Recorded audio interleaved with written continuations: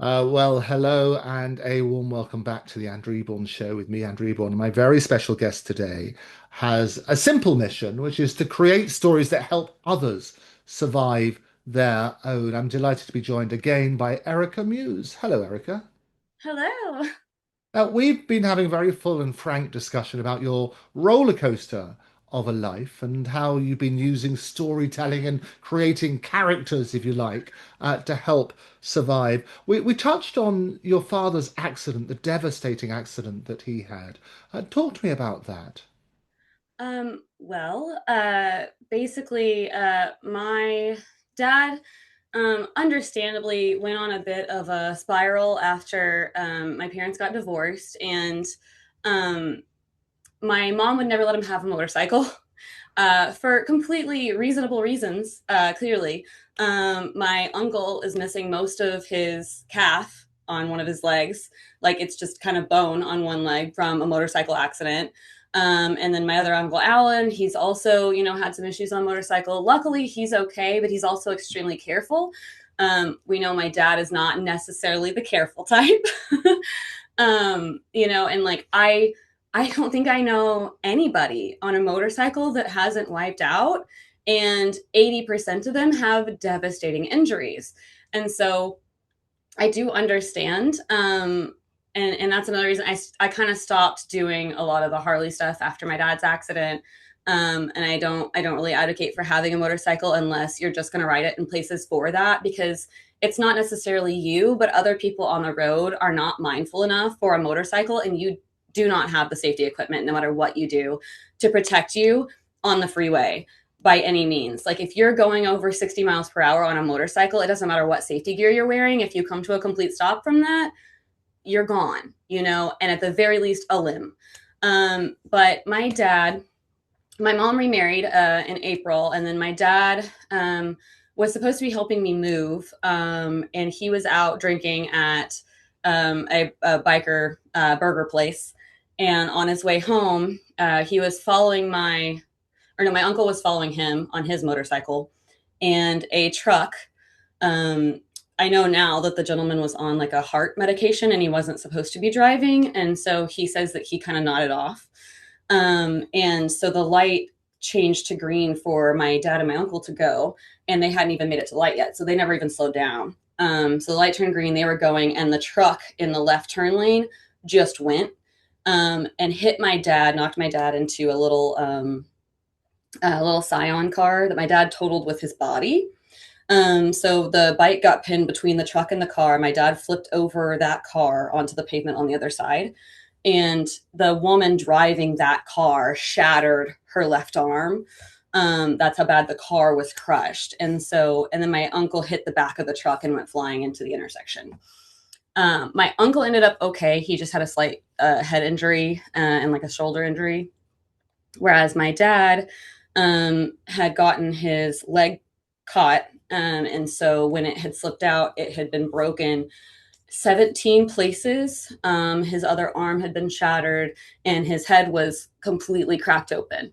And so I first got calls. I was in a movie with my mom and my stepdad because I was really upset that my dad didn't show up to help me move, is what happened. I got really upset. I called my mom and I was like, I want to vent about it. And we went out to see a movie. I got out of the movie and I had a bunch of missed calls and I didn't know what was going on. And one of my voicemails was from a police lieutenant, and he said, "You need to come pick up your dad's gun." And I was like, what? So for those of you that don't know, that's how this kind of accident goes, apparently. Because the nurse wants to talk to you, not leave a voicemail. But the police, by the time they call, they usually assume you've already spoken with the nurse. And so they're like, "You need to come pick up your dad's gun." And I'm like, "What did he do?" And I'm worried about that. And they're like, "Oh, you haven't talked to the nurse yet. You need to talk to the nurse." And so I call back the other phone number, and the nurse is like, "Hey, you need to get up here. Are you sitting down?" And I'm like, I can be." So I sit down, and we get in the car because we're leaving the movie as all this is happening. And I'm like telling them, like, this is the weird phone calls I've gotten. And so we get in the car. I sit down in the back seat, and she's like, "You need to come up here and say goodbye." And I'm just like, what? And so my mom and my stepdad went with me, which is really awkward. But he's still my dad and like the father of her children, so it was okay. Sorry, this is still a little bit rough for me, just because I remember what he looked like on the table. But he ended up being okay, after a very, very long time. But it was pretty crazy. I went up there and I said goodbye, and I got my brother home on emergency leave from the military. And yeah, it was really rough. Sorry. I guess I haven't dealt with this. Look at me not listening to myself.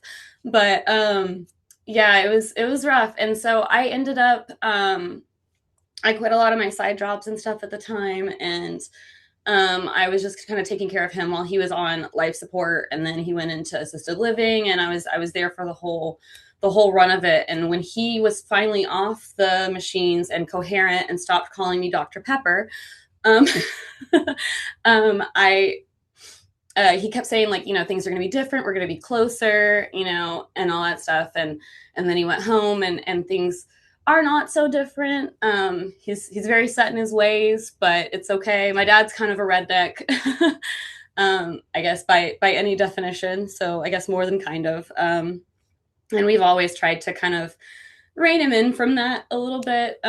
Maybe not worked out so well, but he's still my dad at the end of the day. So I still check in on him. And recently, when well, I guess let me go back. So when all that happened, my brother was gone in the military, so he couldn't really help. So he's my older brother. He's 3.5 years older than me.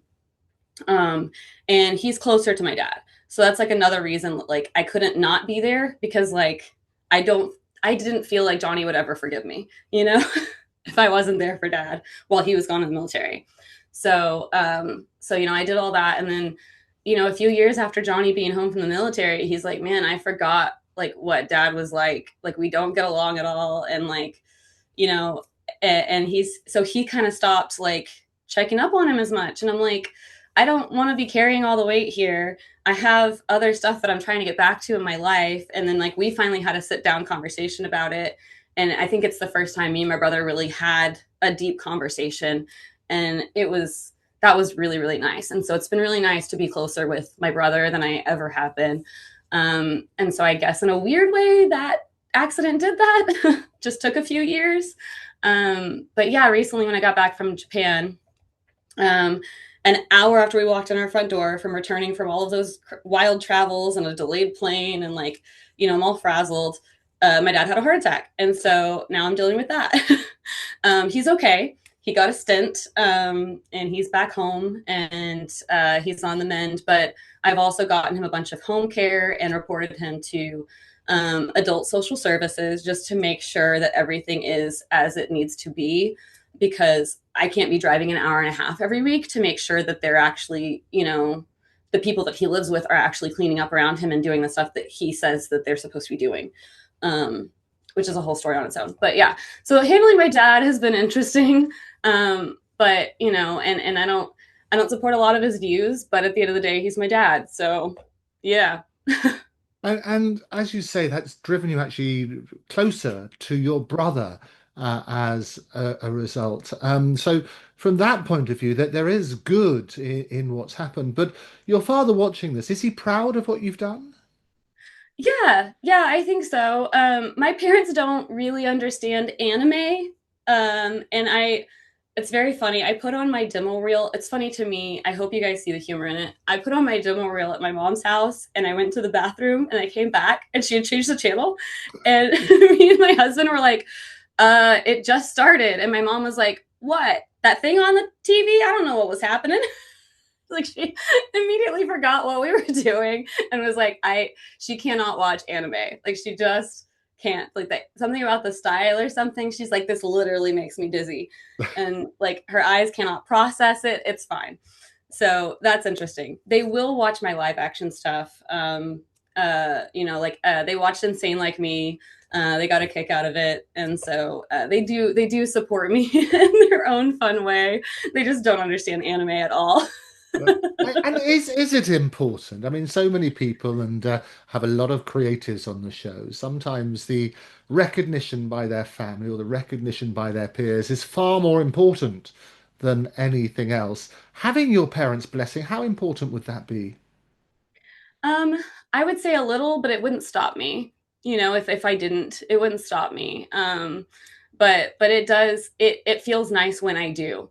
It does feel nice when I do. Absolutely. It's always going to. There's always going to be an attachment there no matter what you do. These are the people that have been with you your whole life and know you better than anyone else, even if they themselves don't see that. And that's okay. But So, to so you you, say that's they always respond more than anime is difficult for them to comprehend. They respond to the live action stuff that you yeah. do. Looking down at the camera now, what would you like to say to them? Oh gosh. I guess just what would I like to say? I guess thanks for still supporting me when I do stuff that you maybe don't fully understand. That's really nice. And I appreciate that because I know there's parents out there that don't. So thank you for supporting me in the ways that you do. Traumatic times, as you say, which you've dealt with. You've balanced bartending, caring for your father after that devastating accident you described, sewing costumes for his indie films, which was great, and chasing auditions all at once. Was there ever a moment when you said, I can't do this anymore? And what made you finally decide to go full time as Erica Muse in February 2020? Well, I mean, I wanted to from the get-go. Obviously, anybody in the game wants to do it full time. They want to take the plunge. But what made me say that actually, funny enough, was another peer, Greg Ayers, who I've looked up to since before I got into voiceover. I love him in Oron High School Host Club. He's a DJ. He's just an all-around fun guy. I've been going to IckyCon for years. And he has this How I Got Into Anime story that he tells at panels. And he said, I did my first couple gigs. He was cast off of his voicemail. He has a very interesting voice. And he just walked into his company one day and was like, I quit. I'm going full time voiceover. And they were like, what? And it was a crazy timing thing. And basically, when he did that, they were like, actually, just stay on for a couple months. We're going through some changes. You can get a great package. And I was like, and he goes, sometimes the universe, when you do this thing, just has a way of working out. God, was he right? What happened was I got an agent in January. I landed like a commercial a week for like 6 weeks. It was also immediately following IckyCon. And I got the agent on the advice of Martha Harms, who said, stop taking no for an answer. And I basically just annoyed an agency. I'm not saying I recommend that, but if you have all your materials and you're ready to go and you're serious, they might be fine with it. So I got that interview. I got a bunch of commercials and I walked into my job and I was like, I'm going to do exactly what Greg Ayers did. I did this for 2 months. I'm walking in and I'm quitting. And I did. And they said, you're the top of sales. And I said, what? And they said, you have the highest sales right now outside of international sales. So like, are there hours you can work? And I was like, oh, okay. And they let me set my own schedule. So I actually ended up staying for part-time for a few months at my job until I got this YouTube series job hosting for Tech News Network, where I got to like build computers and talk about new computer components and new video games. And it was basically like getting to be on X Play, like one of the gaming shows that I grew up with. And I was living in it. I was like, I feel like Morgan Webb. I loved it.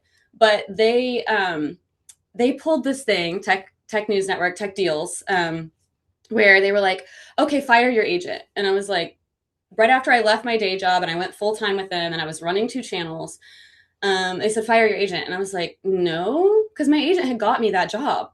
And they said, no, you need to focus on just the channel or not be on the channel because you're becoming too big of a part of the channel to be doing anything else.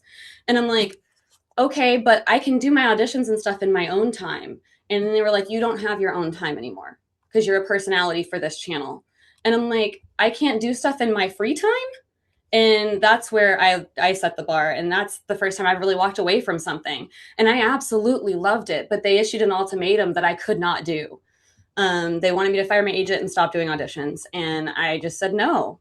And so they let me go, is what it is. But I did love that job for what it's worth. Probably should have started my own YouTube channel after that, but I didn't. I did a bunch of other wild things and I got into anime, even though they said I wouldn't. So, hey. Well, hey, indeed. I mean, your first anime convention in 2006 or in 2006, you say it felt like coming home. Talk me through that electric feeling, because those events, and I've been myself to several of them, and it's not just the events themselves, it's the journey to the events where people are all in costumes and things like that. It is some of the Yeah. most glorious moments. Walk me through that electric feeling of walking into So a hall full of fellow fans. oh gosh, unreal. Like, so my brother had been going for a couple years. My parents were like, "You're not old enough. You can't go to that." And then finally, when they said I could go, I had seen a bunch of pictures. And the convention, Anime Fest, was attached to my mom's work building, so I could sit in her cubicle and watch people on the street in their costumes and stuff. And so when I got to go, I was like, "I'm gonna wear the craziest thing I own." And so I put on all this like goth emo stuff, and I wore like this big guitar purse, and I had a weird haircut at the time because I had just done like a hair show. So it was cut like Paramore, which I could not style on my own. It's like a long mullet. So I put these tiny pigtails on top of my head, literally just because that was the only thing that made my hair look normal. And I went to the con, and a bunch of people were like, "Oh my God, Misa Anama," because I guess I looked like Misa from Death Note, but I didn't know that. So I'd never seen the show or anything. And people were running up to me and they were like, "Sign my Death Note." And like, it was so fun. I did find out after the con that they were pranking me because they knew that I had not seen the show and I was literally murdering myself. But I know that now, but it's funny and I love it. And I love the energy, and people were I made so many good friends, and friends that I still see to this day at cons. Like, I still see my friend who goes by Brock. He goes by Ninja. He just runs around the con doing flips and stuff. And I'm still like, "Ninja," from like years ago. And we'll see each other at cons like in other states. Like, I saw him at Dragon Con in Atlanta, Georgia. And I'm just like, "Ninja." And he'll come flying across the room. It's great. We stayed up late playing, oh gosh, these are core memories for me that I will never forget. Like, I feel like when I'm an old lady, I'm going to have flashes back to these moments, and people are going to be like, "What is she doing over there?" And I'm going to be playing Little Sally Walker in my head, because we stayed up till 5 a.m. in the hotel lobby, 50 of us, playing Little Sally Walker, which is where everybody's on the outside circle and there's an inside circle, and you walk in a circle on the inside and you go, "Little Sally Walker walking down the street, didn't know what to do, so she stopped in front of me," and you do a dance move, and then they have to do the dance move, and then they jump into the circle. We played that and Chubby Monkey, which is like putting marshmallows in your mouth and trying to say the words until like 5 a.m. And I just it is great times. Werewolves versus Townies, oh my God, we played so many games, just 50 of us hanging out in the lobby in our costumes. Like, they're just a great group of people. They have this enthusiasm for, I think there's an ingredient in people that have a huge enthusiasm and a huge fandom for something that also makes them have an enthusiasm for people, and it's just, when you all come together, it's beautiful. It's Yes. really beautiful. So it didn't even It's have as much to sensational. do with the shows. I've had the pleasure, we're right in the heart of London. They've had a few ones at the Excel Centre, which is not too far from me. And it is, as I say, the most glorious time, the most fantastic community. And you see all sorts of characters, and say that the journey begins from when you're getting down there, whether it's on the tube or whatever. And you see all these characters, you have 20 different Supermen or in all shapes and sizes. And it's wonderful, these characters, but it's that camaraderie, isn't it? And the other thing is that when people feel that they don't fit elsewhere, cosplay seems to bring everybody together. So for people watching this who maybe feel that they don't belong, especially after surviving their own battles, what do you say to them? I say go experience anything you haven't experienced before. Anything. And give anything two tries, because the first one could be a fluke. Because if you go to a convention and you have a bad time, it's who you spent your time with. You weren't there with the right people. Because I could go to a convention for anything. I could go to a business convention and I could have an incredible time. It depends on who you spend your time with. If you're sitting at a table alone, eating a sandwich, and you're just kind of afraid, and somebody approaches you to hang out with you, join that group. Because guess what? They're outgoing and they're going to be fun. Like, don't poo-poo that decision. Like, go for it. You don't have to know people in advance. Like, the new people that you meet can be the most incredible people in your lives later. They really can. And so I have absolutely loved that journey. So go do something you've never done before that has people you've never met before. Great advice. And yeah, tell me about then. You're a fan as well as being a character, many characters yourself. What's been your biggest fan moment? Who've you met, and how did that feel? Oh gosh. So there was this moment at oh gosh. It was called Marvel MNYE, Marvel New Year's Eve. And so they had this huge convention in Dallas. It's kind of the reason that people have strict contracts for conventions now, though, because it claimed bankruptcy at the beginning of the event and didn't pay the guests. So that's not good. But if you were one of the few attendees that went because their marketing was not amazing, then you got a ton of one-on-one time with all of these huge stars, and it was insane. So you're like sharing pizza with Ming Na Wen. Like there's no other time in the world that you get to do that. And just these insane encounters. And so there was this day where I was dressed as Red Sonja because the con went from Thursday to Monday. But I was dressed as Red Sonja, and I was going to get Jason Muse autograph, and I was in line, and there was maybe a couple people ahead of me, and Kevin Sorbo walked up and tapped my shoulder, and I was like, "It's Hercules." Mind you, this is before I did anything really. I was just a cosplayer at the time. This was back 20 New Year's 2017. And so I turned around and I was like, "Oh my God, it's Hercules." And he gave me a signed picture of him, and he was like, "I just wanted you to see my cod piece." So he was just making a joke, you know? And I was just like, "Oh my God." And I'm dying laughing, right? And then we're just talking for a minute, and somebody's like tapping my shoulder. And I finally am like, "What?" Because I'm like talking to Hercules, you know? So I turn and I go, "What?" And it's Jason Muse. And he goes, "You just got Muse juiced." And he had put these like Muse juice stickers all down my cape. Oh my God. It was the best moment ever. I was like, I just got pranked by two celebrities. So it was very fun because there just weren't a lot of attendees at the con, but like I also get that that wasn't good for the guests, so I wouldn't ask for that to happen again. But I did get to have these experiences that you wouldn't normally get to have, and that was really really cool. And then seeing Stan Lee on stage with all of the girls in the Princess Leia outfits, and like he was having a great time, and it was awesome. It was a really, really fun time. So there's a lot of unreal moments at that particular event with different celebrities that I don't think I'd ever get to live again. So, Absolutely brilliant. Somebody still on your hit list? oh gosh, that's a tough one because the person I wanted to meet most isn't around anymore, and that's okay. But I have a painting of him above my computer every day when I record and stuff. Robin Williams was my be all end all. Oh, Um, brilliant. Next would be Seth Green.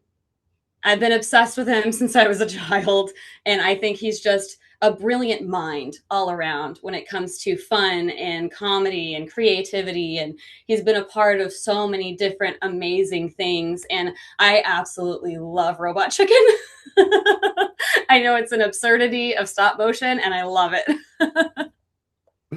No, wonderful stuff. No, absolutely. Now, your mission is profound and one which I absolutely support on the Andrew Eborn Show and trying to encourage positivity through creativity. But your mission, as you say, is to create stories that help others survive their own. Looking back at that 5-year-old girl, if you like, in those Christmas musicals we spoke about, what would you whisper to her now? And what do you hope people feel when they watch you perform or hear your voice?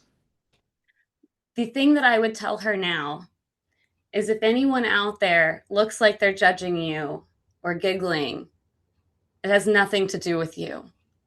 Because that wasn't a thought that crossed my mind as a child. And the smallest thing when I was performing would make me pause or cry, because I always assumed it had to do with me. But people have their own things going on in their head or in their lives or what have you. And I think the most important thing that I could tell her so that it never slows her down is that if their response isn't what you expected, it's got nothing to do with you. That's great, great advice. So finally, then, if storytelling saved you, which clearly it has, and you're now using it to help others, what does victory look like for Erica Muse today? Not in terms of red carpets, but in those quiet moments when someone tells you your work gave them the courage to keep going. I'm sorry, give me that one more time. So, what does victory look like for you, where somebody basically hearing your stories gives them the courage to keep going? Yeah, I mean that is what I think that's what victory looks like to me when people approach me and they say, "Oh, I got in this like huge fight with somebody else in my life. I was really rethinking things, and then I played your this game, and it gave me a great laugh. It really brought me out of it." Or I watched this show, and something that your character did made me rethink something that I did and how it could have been perceived. Something helped me with an issue in my life. And that feels really nice. Or just simply like I escape into this and it really helps me through things. But yeah, I mean that's what victory looks like to me. Absolutely. When I, especially young people, when I have young people who it really helped them through something. Yeah, absolutely. Proudest moment? Oh, proudest moment is probably 2 seconds. It's hanging above me. Oh, now I can't reach it. Okay, I'm gonna move the camera for 2 seconds. You can describe it. It's okay. What is it? Um, a girl about 15 brought me a sketch that is just absolutely phenomenal of my character from She Professed Herself Pupil the Wise Man. She's just Is one of it the too Sylvan. high up there, or why can't you reach it? Yeah, yeah. I just You can go on. It's okay. There you go. Ah, there you go. Fantastic. So tell us what it is. so that is oh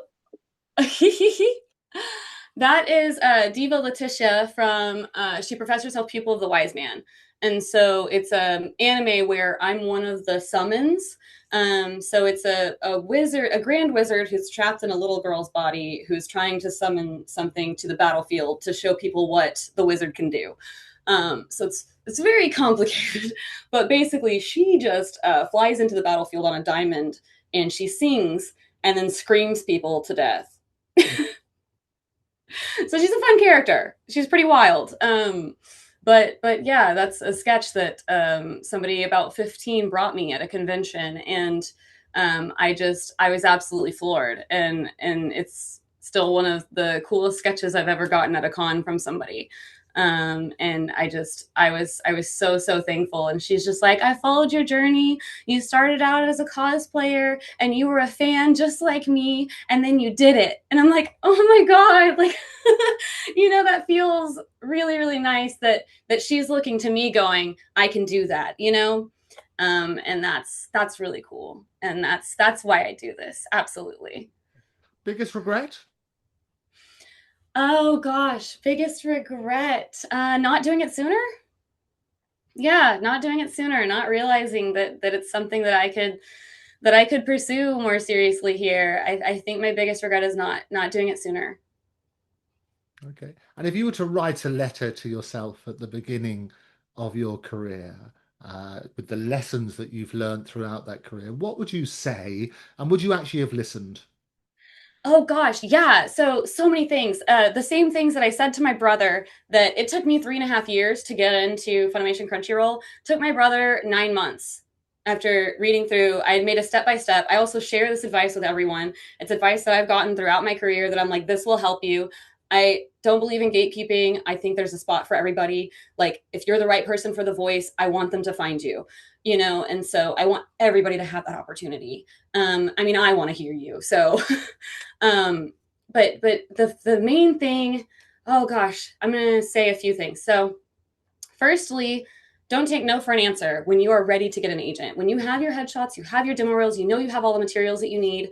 Don't take no for an answer. Reach out to every single agency near you, and like if you don't hear from them in email, go up there, call, whatever. I know it tells you not to, but if you are prepared and you are serious and you've got all your materials together, do what everything you can, to get signed. And so stop taking no for an answer, because that is what helped me immensely. Martha Harm said it to me and she was right, and so I absolutely believe in that. And then secondly, um, don't wait to get your materials together. Don't be like, oh, I have a zit today, so I'm going to wait to do my headshots. Like, don't be like, oh, well, I was going to lose some weight before I got my headshots. Like, those are viable things, yes, but get your headshots now. because you don't want to be 2 years from now, you didn't hit that goal, you still don't have headshots, you don't have an agent, you haven't made any progress. Like, stop stopping yourself. Like, people have so many things they say to themselves. Like, just go do it. Get your headshots, get your demo reels, get started. You can update your materials later. So that's like, those are two things that I would absolutely say to myself out the door. And then thirdly, don't forget your creativity. There are instructions on auditions, but they still want to see you shine. There's still you involved in that character. There's still you involved in that read. If they don't tell you that your reads have to be ABC, then switch it up. Give them a moment before, give them a moment after. Like, give them a little bit of you that's also in that character, because no matter what, you are part of that because you did it. So don't forget to have that really important ingredient that makes it you, that doesn't make it sound like everybody else. And so those are the things that I would say to myself. Don't Brilliant. And forget to would you be listen? creative. Would you have listened to that advice? Absolutely. It would have been so helpful, because there were so many times where, like, I just didn't want to do the wrong thing, but you don't know what to ask Right. until you find out. You know what I mean? And like, you're reading it and you're like, oh, I better like dot all my I's, cross all my T's, do all these instructions to the T, or they're not going to consider me. Like, there's so many things that you tell yourself, or you're like, I don't want to not get auditions from them anymore because I messed this one up. That's not how things work. They're going to blacklist you over that. Absolutely. Heaven forbid, they'd have such a long list of people they'd have to go through. Nobody has time for that. You're absolutely right. So people will want to find out more about you. How can they do that? You can go to my website, ericamuse.com. I try to keep that updated. It's got all my roles that I've done, any upcoming projects. It's got my conventions on there. I will also add my upcoming conventions on there. I know that that's not on there right now. But pretty much everything else is on ericamuse.com, or you can just Google Erica Muse and it'll bring up all my social media and all that stuff. But yeah, and then I have a con coming up next weekend, actually. So if you wanted to meet me and you're in the Dallas area, then come on out to Dallas Comic Show. Fantastic. It has been an absolute delight. Thank you so much for your bravery in speaking about very, very painful things. It will help others. Looking forward to having you back on the Andrew Eborn Show. But for now, Erica Muse, thank you very much for joining me. Thank you so much. You have a great day. Hi, I'm Erica Muse, and I'm the voice of Ivy from Aphmau and Cinnamon Charlotte from One Piece. And Kanazuki Karen from Fruit of Evolution. That one's just my voice. And here is an awesome interview that I did with Andrew Eborn, where we really do a deep dive on a lot of things. And I hope that this one is really inspirational for you, or motivational, or helps you in some way. If it does, please let me know. I would love to hear from you. Thank you.